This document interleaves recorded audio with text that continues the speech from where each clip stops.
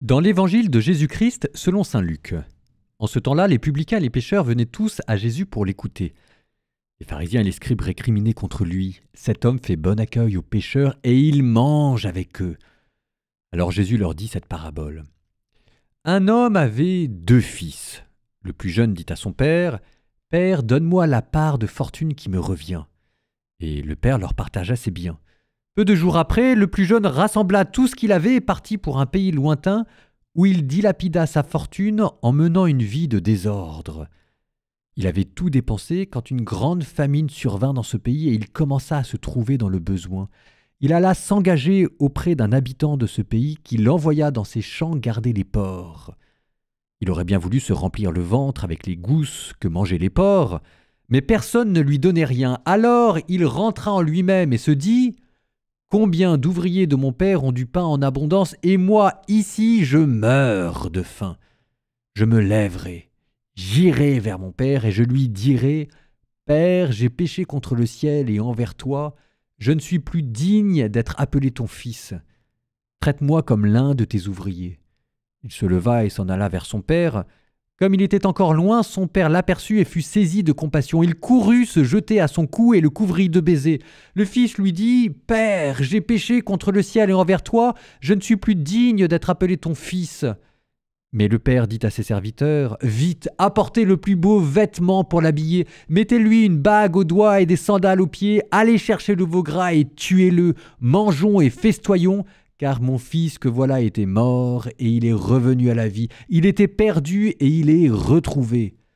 Et ils commencèrent à festoyer. Or, le fils aîné était au champ. Quand il revint et fut près de la maison, il entendit la musique et les danses. Appelant un des serviteurs, il s'informa de ce qui se passait. Celui-ci répondit « Ton frère est arrivé, et ton père a tué le veau gras, parce qu'il a retrouvé ton frère en bonne santé. » Alors le fils aîné se mit en colère, et il refusait d'entrer. Son père sortit le supplier, mais il répliqua à son père « Il y a tant d'années que je suis à ton service, sans jamais avoir transgressé tes ordres, et jamais tu ne m'as donné un chevreau pour festoyer avec mes amis. Mais quand ton fils que voilà est revenu après avoir dévoré ton bien avec des prostituées, tu as fait tuer pour lui le veau gras. » Le père répondit « Toi, mon enfant, tu es toujours avec moi, et tout ce qui est à moi est à toi. Il fallait festoyer et se réjouir, car ton frère que voilà était mort, et il est revenu à la vie, il était perdu, et il est retrouvé. »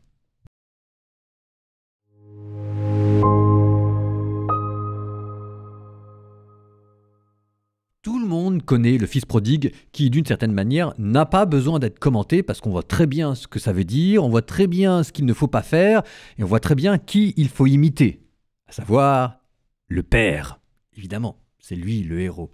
Tout le monde sait qu'il y a derrière l'image du fils aîné peut-être une allusion lointaine aux pharisiens, que derrière l'image du père, c'est une image de Dieu qui nous est présentée comme un père plein de miséricorde, et que derrière le fils prodigue, c'est nous-mêmes, enfin, oui, en tout cas dans ce qu'on n'a pas terrible, qui est représenté. Mais il y a aussi plein d'autres petites choses à dire. Je dis ces petites choses parce que ça ne va pas changer votre manière de lire et de voir cette parabole, mais ça va augmenter le charme qu'elle peut avoir. Par exemple, si jamais je vous disais que c'est une parabole que l'on retrouve uniquement dans Luc.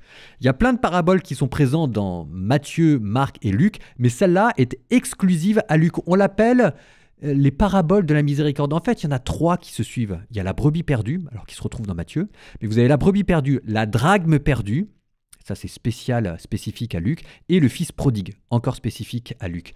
La brebis perdue, c'est 1 sur 100. La drachme perdue, c'est 1 sur 10. Le fils prodigue, c'est 1 sur 2. J'ai même envie de dire 2 sur 2, parce que les deux, en fait, sont un peu les 2 fils perdus. Mais vous voyez comment est-ce que ces 3 paraboles qui sont spéciales à Luc, en fait, se recentrent à chaque fois 110 une personne pour vous montrer que c'est vous que Dieu aime. C'est vous qu'il attend. Toujours dans les petites choses, certains pères de l'Église ont vu dans cette histoire une image d'Adam qui quitte la maison du Père pour une terre étrangère, et peut-être derrière le fils aîné, certains anges rebelles qui auraient été vexés de voir la miséricorde que Dieu était prêt à témoigner aux hommes, et c'est pour ça qu'ils se seraient rebellés. Vous avez encore le fait que derrière, c'est un schéma narratif commun à l'Antiquité, ce qu'on appelle un topos.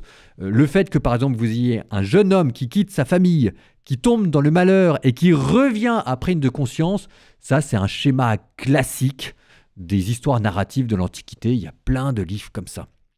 Dans les petites choses aussi, est-ce que vous savez que cette formule « Père, pardonne-moi parce que j'ai péché contre le ciel et contre toi », on la retrouve dans la confession. Une des traditions consiste à commencer la confession, quand on va demander pardon à un prêtre, en disant « Bénissez-moi mon Père parce que j'ai péché contre toi, contre le ciel et contre toi ».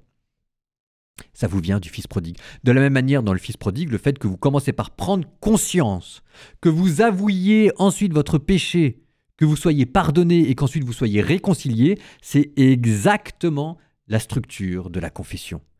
Mais c'est pas tout. Par exemple, le droit d'aînesse bafoué.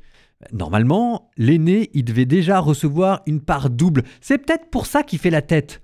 Parce que normalement, en fait, le père, il n'était pas censé donner la moitié au fils aîné, la moitié au deuxième fils. Il était censé donner les 2/3 à l'aîné et 1/3 au fils. Donc déjà, en partageant de manière équitable les biens, le père bouleverse les règles. Et là où c'est encore plus bouleversé, c'est avec cette histoire de cochon. Parce que voir un juif garder des porcs, animaux impurs s'il en est, c'est l'image ultime de la déchéance. Mais en attendant, c'est vrai que les caroubes, c'est les gousses, c'est une vraie nourriture, ça existe. C'est un aliment peu nutritif, donc généralement, on le donnait aux animaux et aux pauvres. D'une certaine manière, l'équivalent aujourd'hui, ce serait les betteraves qu'on donne aux cochons, qu'on donne aux animaux. Bon, par exemple aussi, dans les choses qu'on ne connaît pas toujours, le repas de réconciliation. Dans la culture juive, partager un repas, ça signifie la réconciliation complète. Ça veut dire que vous n'avez pas simplement pardonné du bout des lèvres, mais vous avez invité la personne chez vous et que vous avez partagé avec lui le pain. Ce qui explique d'ailleurs pourquoi est-ce que les pharisiens étaient profondément choqués quand ils voyaient Jésus partager un repas avec les publicains et les prostituées. Parce qu'ils disaient, mais ça veut dire qu'il est entièrement réconcilié avec eux, ça va pas quoi. Donc le repas, c'est à la fois le symbole du festin à venir de la vie éternelle et c'est aussi une image de la réconciliation. Vous avez aussi par exemple le fait que le père donne au fils le plus beau vêtement, la bague et des sandales. Il pourrait y avoir derrière une allusion au mariage. Le vêtement de mariage, la bague du mariage, les sandales, parce qu'en fait les sandales, je ne sais pas exactement pourquoi, mais manifestement dans l'Ancien Testament, les sandales c'est lié au mariage. Et là, derrière, c'est le fait que l'alliance, la réconciliation, l'alliance entre Dieu et les hommes, c'est le symbole du mariage. Mais si jamais, vous pouvez même aller plus loin d'ailleurs. Le vêtement, ça vous rappelle la réconciliation, la robe blanche du baptême, que vous soyez pardonné de vos péchés. La bague, ça symbolise l'autorité restaurée. Ça veut dire qu'à nouveau, le fils a pouvoir dans la maison. Et les sandales, ça montre qu'il redevient fils, parce que c'était les esclaves qui marchait pieds nus.